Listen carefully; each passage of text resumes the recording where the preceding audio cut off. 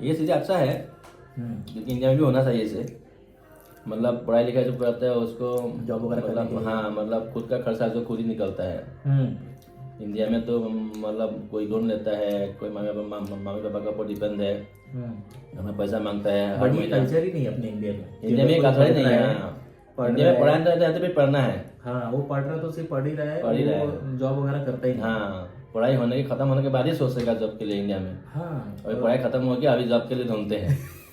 और वो डायरेक्ट निकलते हैं हाँ। कि अभी मैंने ग्रेजुएट कर लिया है, हम्म। अब मैं यहाँ से निकलूंगा। और जबकि आप जब पढ़ रहे हो, मान लो कि आपने एचएससी क्लियर किया है, 13 में हो 14 में हो, तो उस टाइम पे ना आपको कुछ ना कुछ पार्ट टाइम करना चाहिए। हाँ, यहाँ पे क्या होता है, 10 के बाद ना वो लोग माँ बाप का साथ रहता है ना, ये जब बच्चा होता है डिपेंडेंट नहीं रहता। अपने मतलब जब जब कर चालू कर देता है वो लोग, पार्ट टाइम चालू कर देगा ये लोग।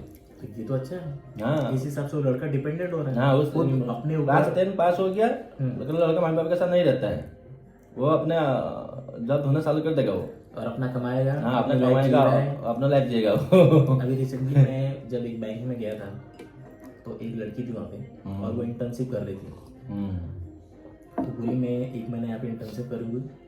फिर वो कुछ बोल रही थी कि मेरा अमेरिका का टूर है, अमेरिका चली जाऊंगी, फिर कनाडा, ऐसा बोल रही थी कि मैं अभी घूमने वाली हूँ क्योंकि मेरा वेकेशन चल रहा है। तो यहाँ 1 महीने का उसका इंटर्नशिप है, उसके बाद वो निकल जाएगी घूमने के लिए। मतलब वो वर्ल्ड को एक्सप्लोर भी कर रही है, जॉब भी कर रही है, और चीज़ों को सब मैनेज कर रही है। हाँ, यहाँ पे ऐसे ही होता है, बहुत लोग थोड़ा मतलब अब जो उसको वहाँ पे पैसा मिलेगा 1 महीने में 2-2,500 यूरो मिल जाए, तो वो अपना घूमेगी, कुछ तो अपना खर्चे निकाल रही है। तो मेरे हिसाब से ये कल्चर इंडिया में भी होना चाहिए। होना चाहिए, पार्ट टाइम जॉब होना चाहिए इंडिया में भी। इंडिया में जो लोग पढ़ाई करता है, कोई इंजीनियर, उसको अगर कोई मान लो कोई बीटेक पढ़ाई कर रहा है, उसको उस हिसाब से उस टाइम कोई मतलब कोई पार्ट टाइम जॉब में उसको हो जाए, उसी फील्ड में, उसी फील्ड में ही कोई पार्ट टाइम जॉब करे, ताकि उसको इन फ्यूचर उसको मतलब वो तो ऐसी हेल्प करेगा। वो ऐसी कंपनी भी होनी चाहिए ना कि वो इंटर्नशिप को उठाए। इंटर्नशिप में उठाए, वो भी होना चाहिए यहाँ- इंडिया में, लेकिन देता नहीं है ये सी बात। यहाँ तो इंटर्नशिप देते हैं, यहाँ पे इंटर्नशिप बहुत कंपनी इंटर्नशिप देते हैं और बाद में उसको मतलब फाइनल भी कर देते हैं। फाइनल भी कर देते हैं। तो अगर यहाँ जो हाउस बिल्डिंग होती है वो तो वही है ना। हाँ, हाउस बिल्डिंग तो मैक्सिमम ऐसे ही करते हैं। हाउस बिल्डिंग 3 साल तक लोग सीखते हैं और सीखने के बाद उसी फील्ड में उनको जॉब फिक्स मिल जाती है। हाँ, तो ऐसा हमारे इंडिया में भी होना चाहिए ताकि लोग अपना काम करते रहे और उन्हें एक अच्छा इनकम जनरेट होते रहे। देखो, सडनली आपने पढ़ाई किया, अब पढ़ाई के बाद आप जॉब करने जाओ तो आपको कुछ नहीं मालूम है, लेकिन आपने उसी फील्ड में अगर इंटर्नशिप की है, थोड़ा बहुत कुछ भी नॉलेज इधर उधर कुछ लिया है, काम को समझा है, 8 घंटा 10 घंटा काम किया है, तो थोड़ा उनके अंदर से आएगा कि भाई मैं काम तो किया हूँ, कम से कम 8 घंटा रुक तो सकता हूँ। अब सडनली जाते हैं तो वो डरने लगते हैं। और ये कल्चर है पता है अपने इंडिया में, लोग 2 महीना 3 महीने एक जगह काम करते फिर छोड़ देते हैं। 2 महीना 3 महीने काम करते फिर छोड़ देते हैं। एक्चुअली एक्सपीरियंस अर्न करना बहुत जरूरी है कोई भी चीज़ में। अगर एक्सपीरियंस तुमको चाहिए तो फिर तुमको इन फ्यूचर में प्रॉब्लम नहीं होगा। कोई एक फील्ड में कंटिन्यू वो नॉलेज वो अगर जनरेट करे तो उनका एक्सपीरियंस रहेगा और वो उसी फील्ड में आगे बढ़ते चले जाएंगे, उनका सीवी भी स्ट्रांग हो जाएगा। और नहीं तो मैं कई बार देखता हूँ कि इंडिया में क्या होता है ना कि अगर किसी ने जॉब ज्वाइन किया गई तो उसका दोस्त यार कन्विंस करता है कि यहाँ पे 3-4 हज़ार ज़्यादा मिल रहा है तो वहाँ चले जाता है, पता चलो दूसरे फील्ड है, फिर कहीं और मुड़ जाता है और फिर उसका सीवी भी स्ट्रांग नहीं होता है। और फिर इंडिया में ऐसा सिचुएशन है कि अगर मान लो कोई बीटेक कर रहा है, उसके बाद उसने एमबीए किया, ओके, उसके बाद तो और कुछ कर रहा है, उसके बाद जॉब वो बात कर मतलब पढ़ाई खत्म होने के बाद और किस फील्ड में जॉब मिलेगा उसको पता नहीं, कोई पता नहीं। अगर बीटेक या एमबीए किया, बीटेक किया, मान लो एमबीए किया, मतलब कुछ भी कर रहा है, मास्टर डिग्री ग्रेजुएट हो गया, मास्टर डिग्री हो गया, ये सब करने के बाद वो किस लाइन में उसको जॉब मिलेगा कोई उसका भरोसा नहीं है। कोई पीएचडी लोग भी पीएचडी करने के बाद भी क्लार्कपुर में, कोई मैंने सुना है इंडिया में न्यूज़ में, बिहार में कहाँ पे भी ऐसे होता ना,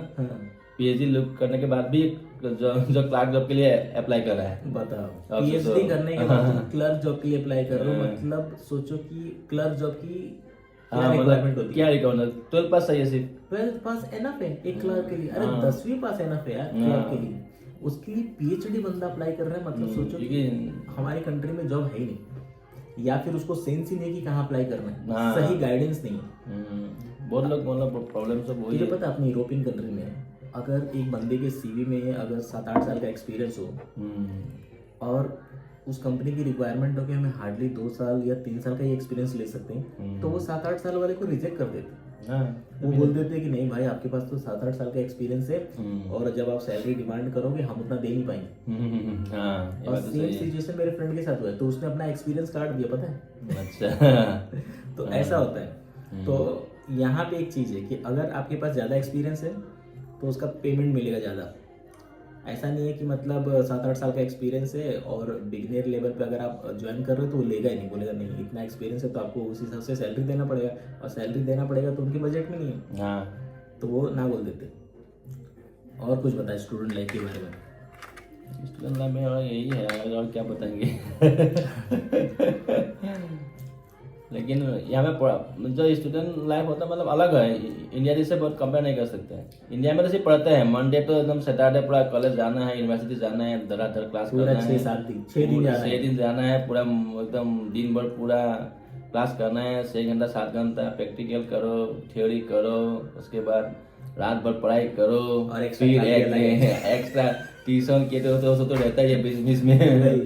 ट्यूशन भी करता है कोई कोई, बस ये सब तो रहता ही है। उसके बाद फिर पढ़ाई करो, उसके बाद रात भर जागो, फिर उसको वो करो, उसके बाद एग्जाम पास करो। अभी एग्जाम लिखो। अभी रिसेंटली एक लेडी ने फेसबुक का एक ग्रुप है उसमें डाला था कि मैं यहाँ पे सिर्फ अपने बच्चों की एजुकेशन की वजह से हूँ। हस्बैंड वाइफ बोल रहे हाँ, हैं यहाँ पे बहुत मतलब एजुकेशन यहाँ पे बहुत एजुकेशन फ्री है, बहुत अच्छा है, और उन दोनों बोल रहे थे कि हमारी वर्क लाइफ बैलेंस भी अच्छी चल रही है, बट वो सिर्फ एक चीज मिस कर रही है कि उनके जो रिलेटिव्स हैं इंडिया में और जो उनकी खुद की फैमिली है उनसे रूट कनेक्शन जो है वो सब अच्छा। टूट रहा है। अच्छा। तो बोल रही कि अब मैं समझ में नहीं आ रहा कि ऐसे सिचुएशन में क्या करूँ। अब मेरे बच्चे यहाँ पे यूरोपियन कंट्रीज में पढ़ेंगे, जर्मनी में पढ़ेंगे, तो वो धीरे धीरे क्या हो जाएगा, यहाँ के कल्चर हाँ, ये कल्चर मतलब सीखेगा वो तो। और जर्मन लैंग्वेज सीख जाएगा। इंग्लिश मेरे हिसाब से थोड़ा कम ही है जर्मन में, तो हाँ, इंग्लिश थोड़ा कम होगा, जर्मन लेकिन वो ज़्यादा जर्मन में घुस जाएगा, और फिर वो एक बार इस कल्चर में आ गया तो वो इंडियन में शिफ्ट हो ही नहीं पाएगा। हाँ, वो तो मुश्किल है। और ये कह रही है कि मैं तो यहाँ पे हूँ 7-8 साल से, और अब सोच रही है कि जब मेरे खुद के रिश्तेदार, खुद की फैमिली से जो मेरा कनेक्शन टूट रहा है, अब उसको कैसे वापस से जुड़ना है, कैसे वापस जुड़े।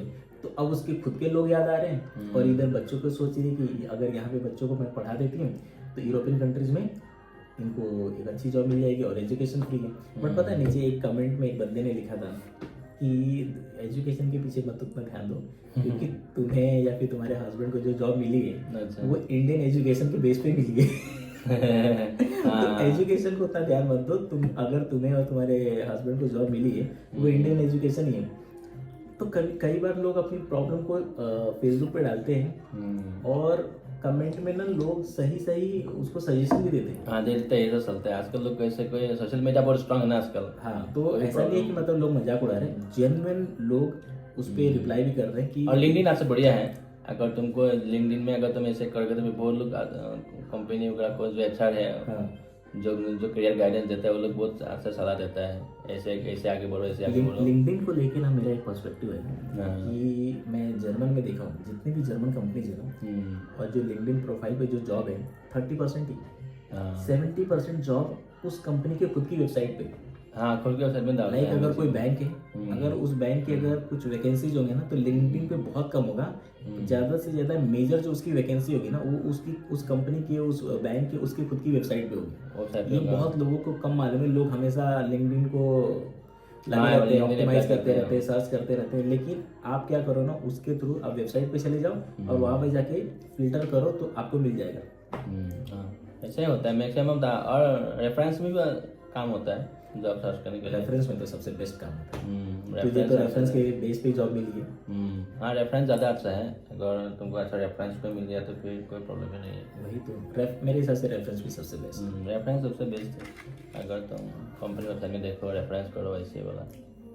एडवर्टाइज में तो ऐसे डालता है, लेकिन उसमें क्या करता है, एक 3 पोस्ट के लिए डालेगा एडवर्टाइज, 1000 लोग आ जाएगा उसमें। हाँ, वो लोग किसको सिलेक्ट करेगा? वही तो बात है, सबका रिज्यूमे रिजेक्ट ही करता है मैक्सिमम लोगों को। इंटरनल हायरिंग इसलिए होती है ना रेफरेंस में। अभी तेरी कंपनी में अगर जगह खाली है तो तुझे ऑब्वियसली पता चल जाएगा। और वो लोग ऐसे CV पढ़ता भी नहीं है तुम्हारा प्रोफाइल, AI बेसिस आजकल है ना, तो AI में लोग फिल्टर लगा के तुमको सब रिज्यूमे सिलेक्ट कर देगा, सब रिज्यूमे काट देगा वो। हाँ, बहुत सारे लोग जो सीवी अपलोड करते हैं ना, हम्म। उनको मालूम ही नहीं है कि वहाँ पे ऑटोमेटिकली फिल्टर कर देता है। ऑटोमेटिक फिल्टर करता है वो लोग, सब सारा रिज्यूमे तुमको सर्च करेगा जो उसको सही है, जो उसको कीवर्ड चाहिए अगर वो उसके अंदर है तुम्हारा रिज्यूमे है कि तो वो नहीं, एचआर तक पहुंचता है, तो एचआर तक भी नहीं पहुंचता, वो सिस्टम से ऑटोमेटिक बाहर हो जाता है। सिस्टम से ऑटोमेटिक वो बाहर चला जाता है, वो देखता ही नहीं है। ये चीज मुझे बाद में समझ में आई हम्म। कि यार कोई रिस्पॉन्स ही नहीं आ रहा है, लेकिन जब एचआर तक पहुंचता है ना, वहां से जब मेल आता है, हाँ तब वो अगर जिसका तुमका कोई मेल आएगा, हाँ उसने पढ़ के तुम्हारा रिज्यूमे पढ़ के देखा पता है है कि हाँ भाई कुछ रिप्लाई दे रहा है, कुछ रिप्लाई तो आ रहा है, हाँ। पता चला वो सिस्टम से आउट हो जा रहा है। अरे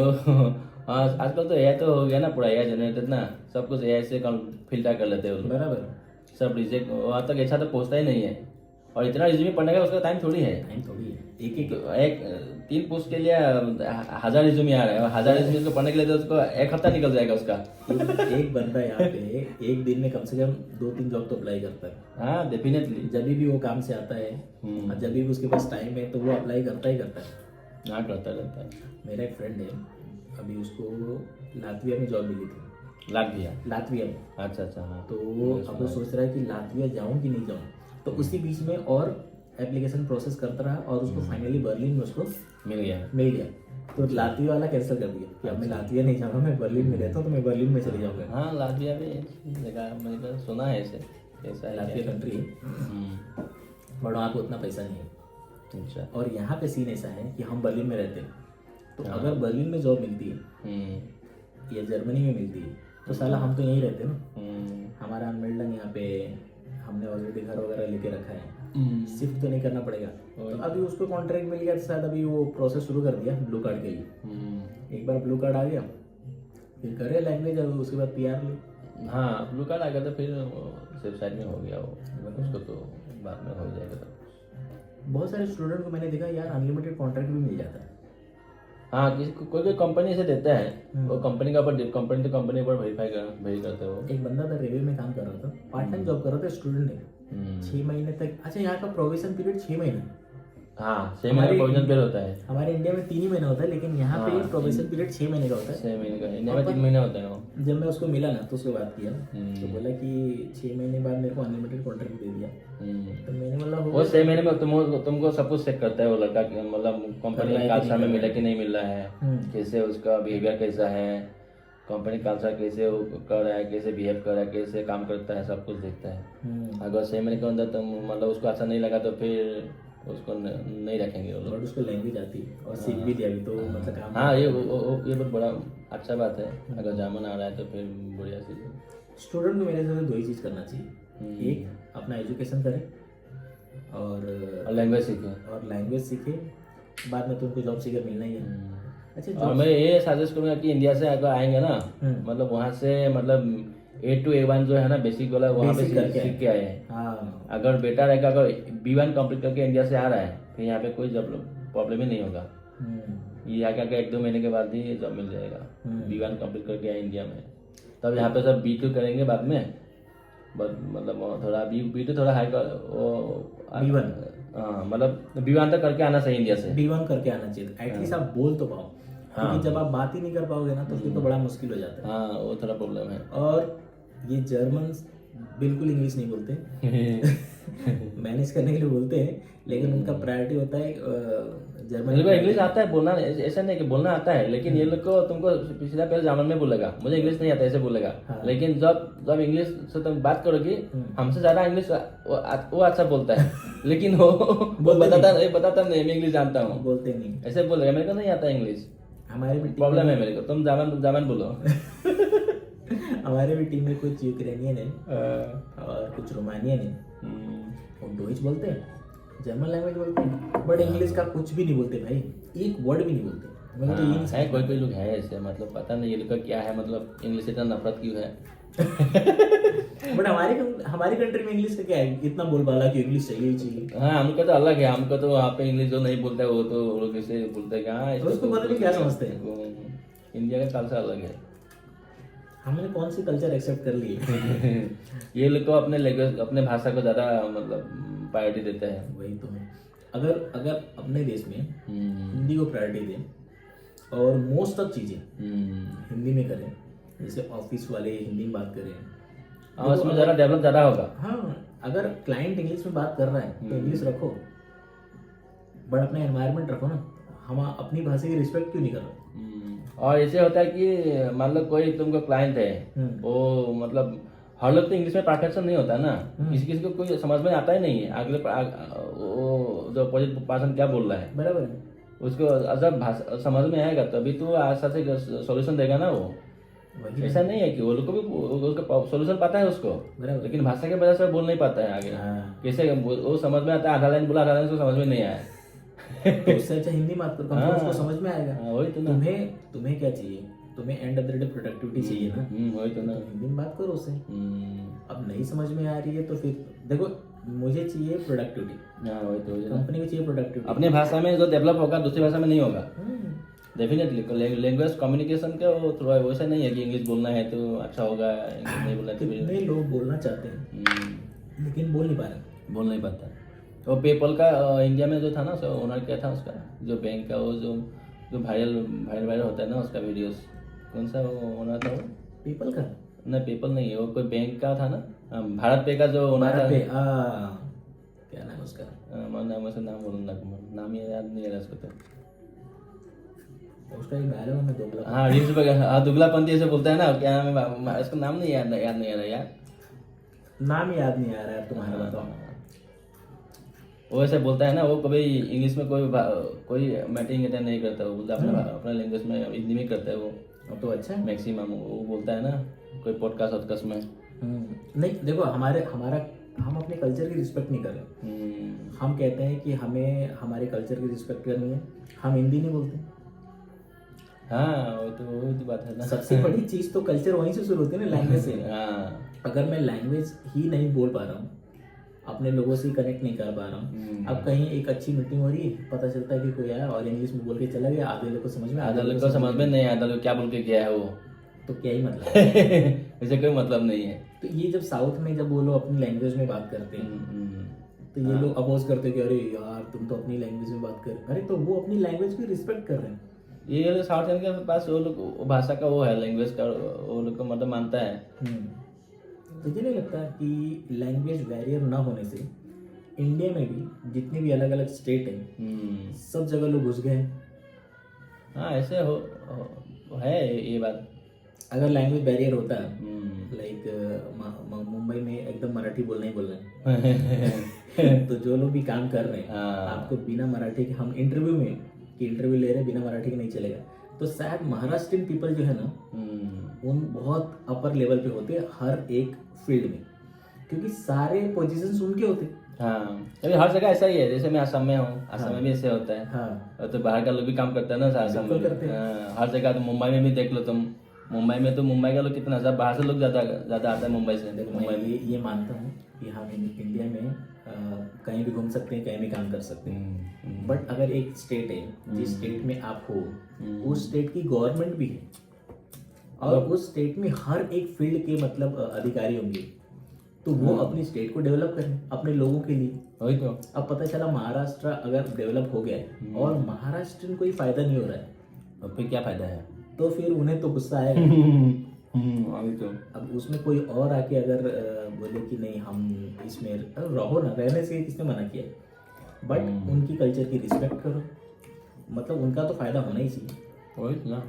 अब तेरे को पता है इस कल्चर को प्रोटेक्ट जो कर रहे हैं, जो ये जर्मन्स प्रोटेक्ट कर रहे हैं, उनसे इनका ही फायदा है, इनका ही फायदा है। तो अगर जर्मन लैंग्वेज सिर्फ हटा देना तो जितने भी बड़े पोजीशंस है वो इंडियंस आके ले लगा वो, इसलिए ये लोग चाहता भी नहीं है ये बात। क्यों चाहेंगे? मैं जर्मन सीखो, सब कुछ एप्लीकेशन से लेकर सब कुछ जर्मन में है। हाँ सब A to Z जर्मन में है। तुम रेलवे स्टेशन जाओ, मेट्रो में जाओ, बस में जाओ, तुम कोई मोबाइल उसमें जाओ, कहाँ पे भी जाओ, हॉस्पिटल जाओ, हर चीज़ तुम सुपरमार्केट में जाओ, तुमको जर्मन तुमको देखना ही पड़ेगा। इंग्लिश जगह तो कम नहीं चलेगा। इसलिए मतलब ये लोग का सिस्टम बना कर रखा है ये। और जर्मन लोग बहुत मतलब कोई चीज़ करते हैं ना वो परफेक्टली करते हैं बोलो ये लोग। एक नंबर परफेक्ट। ये देखो कोई ये इतना बड़ा बड़ा कंपनी देखो तुम इधर के देखो मर्सिडीज देखो, मर्सिडीज जर्मन कंपनी है, BMW जर्मन कंपनी है, ऑडी जर्मन कंपनी है, वॉक्सवैगन जर्मन कंपनी है, पोर्शे जर्मन कंपनी है, एडिडास जर्मन कंपनी है, सेमन जर्मन कंपनी है, सैप वाला है ये देखो। उसके बाद और कोई कोई ऐसे इतना बड़ा बड़ा कंपनी है, बड़ी बड़ी कंपनी ये जर्मन ने बनाया ये कंपनी। इनके काम बड़े परफेक्ट है भाई इंजीनियर टेक्नोलॉजी का मैं जर्मन से कोई टक्कर नहीं ले सकता। ऊपर बस चल रही, ट्राम चल रही, और नीचे अंडरग्राउंड मेट्रो भी चल रही भाई। उबान चल रहा है। हाँ उबान चलता है ये वाला। हमारा बर्लिन का स्टेशन देखो, पता नहीं 2 से 3 फ्लोर नीचे है। हाँ समझ टेक्नोलॉजी में तो नहीं आ रहा मतलब है। ये लोग एकदम से एक एकदम घर को ही देखो ना, ये लोग कैसे घर बनाया है ये लोग का। हर घर में दरवाजा में लॉक है, ऑटोमेटिक लॉक हो जाता है। हाँ अगर तुमने दरवाजा बंद करना ही भूल गया ना तो दरवाजा लॉक हो जाएगा ऑटोमेटिक। वही तो। अगर तुम ही ओनर हो, तुम बाहर निकल रहे हो, तुम्हारे पास चाबी नहीं, तुम घर के अंदर नहीं आ सकते। ये लोग ऐसे सिक्योरिटी सिस्टम बनाया है। और विंडो, हाँ विंडो का तो देखो, विंडो तो तुम कैसे खोल सकते हो, पूरा ग्लास खोल सकते हो, आधा खोल सकते आधा हो। हो सकते हो। ये तो सिंपल चीजें है। ये जो जर्मन टेक्नोलॉजी है ये, मतलब ये लोग ने बहुत आगे चला गया ये लोग। परफेक्ट सम। हर जगह तुम घर में सिगरेट नहीं पी सकते, इधर घर में हर रूम में स्मोक डिटेक्टर लगा हुआ है। देखो कैसे ये लोग ने मेंटेन किया है। और खाना बनाने के टाइम में अगर तुमको धुआं आ जाए कोई, मतलब जैसे हम स्पाइसी खाना बनाते हैं इंडिया में, इंडिया वाला बदल है, उसमें धुआं तो निकलता ही है। यहाँ पे तुमको बहुत सतर्क रहना पड़ता है, नहीं तो भाई फायर अलार्म बज जाएगा। आपके पास तो है ना? हर रूम में है भाई, इधर भी है मेरा, हर रूम में लगा हुआ है इधर। क्योंकि ये लोग का सेफ्टी है, कोई आँख नहीं लगेगा। थोड़ा धुआं स्मेल, थोड़ा स्मोक हो गया फिर अलार्म बज जाएगा, फिर पता चल जाएगा। इसलिए इसका मतलब है नहीं कि घर में सिगरेट नहीं पीना है। ये लोग सिगरेट तो बहुत पीता है बाहर में ना, हर लोग पीता है, लेकिन सेफ्टी के रीजन से घर के अंदर नहीं पीते हैं। ये अच्छा बात है ना ये बहुत, और हेल्थ के लिए भी अच्छा है, बिल्कुल घर के लिए भी। मतलब ऐसे मतलब ये लोग का बहुत सिस्टम है, ये लोग के सिस्टम की वजह से ये लोग बहुत परफेक्ट है। ग्लोबल ज्ञान वाला सिस्टम नहीं है ना, जो भी है परफेक्ट है। हाँ जो भी है परफेक्ट है। इंफ्रास्ट्रक्चर कितना मस्त है, हर चीज़ मतलब हर चीज़ परफेक्ट होता है ये लोग का। जब मैं भी घूम रहा था ट्राम वगैरह में, और जब मैं उबान में गया नीचे में, बोला अरे यार नीचे तो अलग ही दुनिया है। हाँ वो तो है। साला ऊपर तो पूरा खाली दिख रहा है, ऊपर बस जा रही है, ट्राम जा रहा है, और नीचे साला ट्रेन जा रही है अलग से। फ्राइडे स्ट्रासे वगैरह चले जाओ, या फिर कोई भी जो बड़े बड़े प्लेटफॉर्म है, नीचे देखो 2-2 फ्लोर नीचे ऐसा बना दिया है। अलेक्जेंडर प्लेट्स में इंसान घूम जाएगा। ना इतना प्लेस कैसे बना है, इतना बड़ा है, और कितनी जगह से उसकी एंट्री हो देखो। हाँ जितनी बार भी मैं निकलता हूँ अलग ही निकल जाता हूँ। हाँ भाई, उसमें तुमको रोज में पकड़ना बहुत, गूगल मैप पे भी तुमको भी मतलब प्रॉब्लम हो जाता है। गूगल मैप भी कई बार कंफ्यूज हो जाता है कि ये कहाँ निकल जाएगा। हाँ भाई, दूसरे रास्ते में निकल जाता है, फिर घूम के और फिर अलग रास्ते से। और एक और चीज मेरे को सबसे अच्छी लगती पता है, आप उबर में ट्रैवल कर रहे हो अंडरग्राउंड, और आप फोन पे बात कर रहे हो, वो एक मस्त लगता है। हाँ मतलब का सिस्टम, मतलब कोई सिस्टम बहुत एडवांस है ये लोग का, मतलब मानना पड़ेगा। मतलब कैसे बना है, किस मतलब वो इंजीनियरिंग का है ये लोग ने। पूरा मेरे को लगता है पूरा जर्मनी ना, इन लोगों ने अंडरग्राउंड भी पूरी सड़कें वड़ के, मतलब उबान तो है ही, एक नंबर कनेक्ट करके रखा है यार। हाँ भाई हाँ। ऐसा नहीं है कि मतलब कोई जा रहा है ऊपर से तो पूरा भीड़ ऊपर ही नहीं भाई। आप जैसे उबान की तरफ जाओगे तो पता चले एक भीड़ इधर भी यार, ये भी फटाफट ट्रैवल कर रहा है। मतलब बाली जैसे बड़ा सिटी में ये लोग को मतलब मेंटेन करना, नहीं तो फिर कैसे चलेगा। पूरा नीचे से पूरा चला रहा है, अंडरग्राउंड भी चला रहा है। तो हम लोग बात कर रहे थे स्टूडेंट पे। हाँ ऐसे बात कहाँ से पूछ के। तो अभी तो तुझे जॉब सीकर वीजा मिल जाएगी। हाँ जॉब सीकर वीजा अभी जैसे कि जॉब सीकर जो वीजा मिलेगी तो तुझे अपनी फील्ड में जॉब लेना है कि कोई भी फील्ड चलेगा?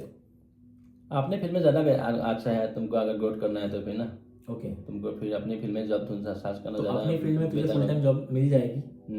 तो फिर तो ये ब्लू कार्ड, इसके बाद सीधा ब्लू कार्ड पे आ जाएगा। हाँ इसके बाद सीधा तुम ब्लू कार्ड में जा सकते हो। अब ब्लू कार्ड के बाद तू अपना लैंग्वेज भी इसमें कर ले, हाँ के लिए आगे बढ़ सकता है। तुम जर्मन पासपोर्ट ले सकते हो, तुम हाँ। जर्मन सिटीजन बन सकते हो। ये जो अपना स्टूडेंट का जो टाइम होता है, जैसे 1 साल 1.5 साल, और जो जॉब करते हैं वो पीआर में हेल्प करता है या फिर सिटीजनशिप में हेल्प करता है? हाँ मतलब ये जो citizenship- टाइम है, ये तो टाइम में तुमको क्या करना है, जहाँ तुमको मतलब स्टूडेंट लाइफ, तुमको यूनिवर्सिटी जा रहे हो, पार्ट टाइम जॉब कर रहे हो, हाँ उसके साथ में तुम लैंग्वेज में भी ध्यान दो ज़्यादा, हाँ क्योंकि लैंग्वेज बहुत ध्यान देना है तुमको, लैंग्वेज बहुत सीखना बहुत जरूरी है। हम्म। अगर तुमको लैंग्वेज आ गया तो कल तुमको जॉब मिले, जॉब तो तुमको हो जाएगा। जॉब एक्चुअली बहुत सारे लोगों को ऐसा लगता होगा कि हाँ, पढ़ाई करने का जॉब मिल जाएगा। नहीं, जॉब नहीं है, जॉब जॉब नहीं है, जॉब बहुत सारा सिर्फ जॉब तुम्हें है। हाँ language चाहिए। वही तो, जॉब मतलब नीचे से उतर के तुम यहाँ से अगर 10 वो लोग जगह पूछता है तुमको पूछ लो सैलरी कितना सा ये बताओ।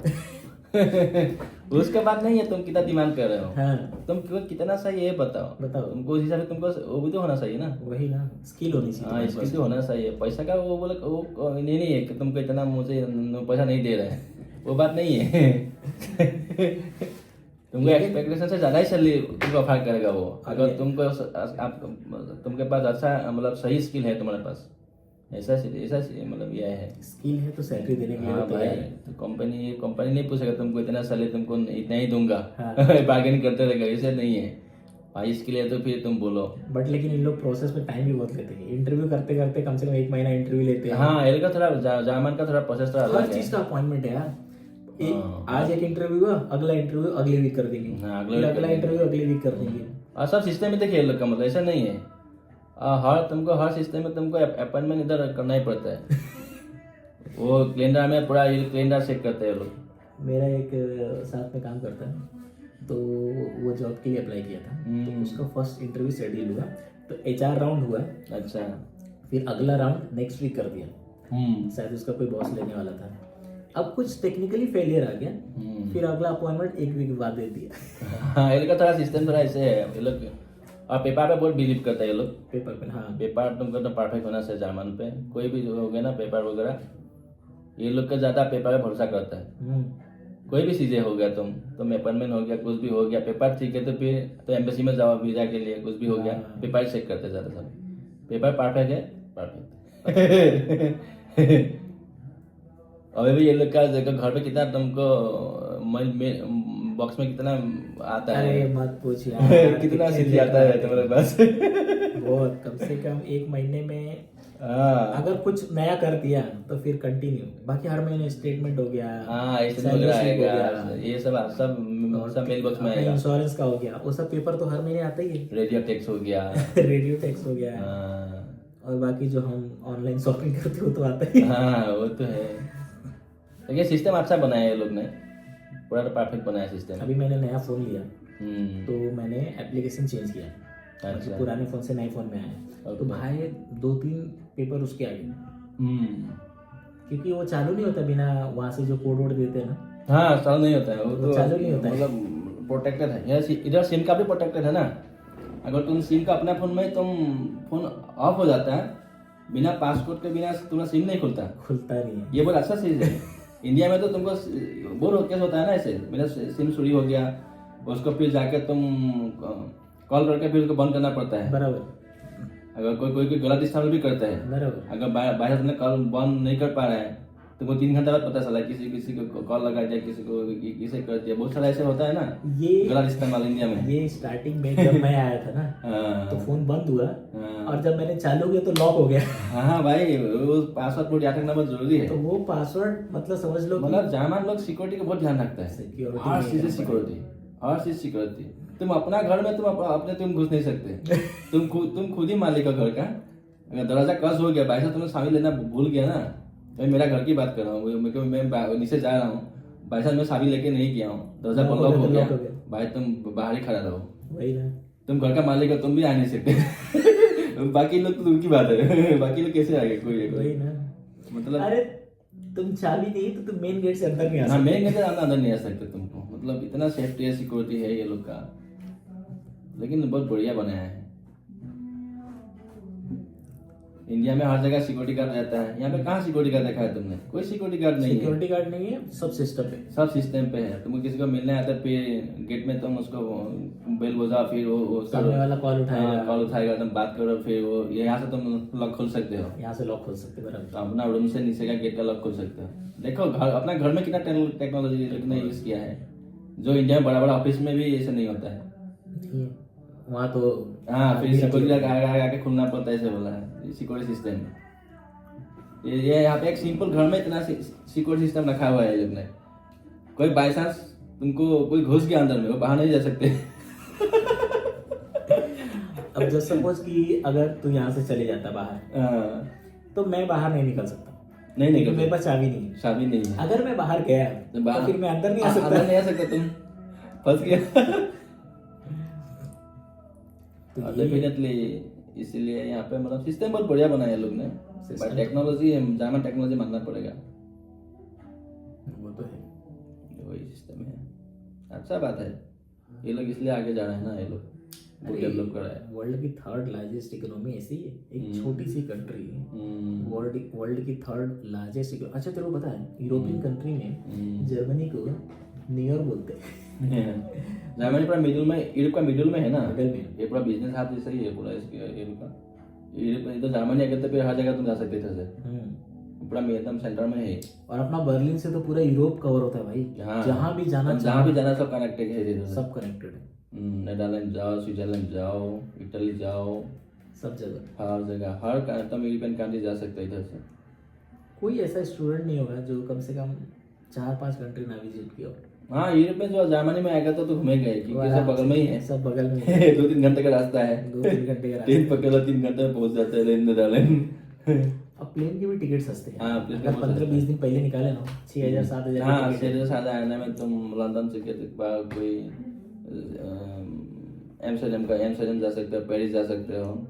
6,000-7,000 तो नॉर्मल ही हो गया। इटली जाओ, 60 यूरो की टिकट है। हाँ 60 यूरो का टिकट है। अच्छा बात है, मतलब ये लोग का। और थोड़े और पहले करेंगे तो 30 यूरो में मिल जाएगी। हाँ, यहाँ पे वो सिस्टम चलता है, मतलब जितना जल्दी करोगे ना, फास्ट काम फास्ट प्रायोरिटी है यहाँ पे, वही तो हर जगह पे। तो भाई अगर आपको भी घूमना हो यूरोपियन कंट्री, किसी भी अगर एक यूरोपियन कंट्री में अगर आप आ जाते हो, एक तो पूरा यूरोप आप कवर कर लोगे, पूरा 27 कंट्रीज आप आराम से घूम सकते हो। तो आपका ड्रीम तो ऐसे ही पूरा हो जाएगा। तो तुमको स्टूडेंट वीजा मिल गया, फिर 1 साल के अंदर तुम बहुत कंट्री घूम सकते हो इधर, हर जगह चला जाओ, कोई तो पूछेगा नहीं। एक सेम वीजा। अभी अपन कल जो बॉर्डर क्रॉस कर रहे थे, पासपोर्ट देखा और हम आगे बढ़ गए। हाँ, बस ऐसा ही होता है, पासपोर्ट हाथ में होना चाहिए, बस वीजा देखेगा, बोल हाँ चला जाओ, कोई दिक्कत। तेरे पास तो रेसिडेंस परमिट है? रेसिडेंस परमिट है। मेरे पास तो आरसी कार्ड है भी नहीं, तो मेरे में तो वीजा नहीं लिखा है। और मतलब वही काम हो जाता है ना।